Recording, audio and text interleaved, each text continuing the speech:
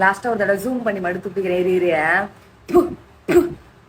இன்னொரு தாய் குடும்ப குத்து விளக்கு குலவிளக்கு பத்தினி தெய்வம். அந்த அம்மா சொல்லுது, என் மகனை ஜனநாயகம் படத்துக்கு கூட்டு போக முடியும், லாஸ்ட் டான்ஸ் அதை பார்க்க முடியல, அந்த டான்ஸை பார்க்கற சான்ஸ் நான் மிஸ் பண்ணிட்டேன் அப்படின்னு அது ஃபீல் பண்ணிட்டு இருக்கு. நல்லா ஃபீல் பண்ணுமா சாட்டா?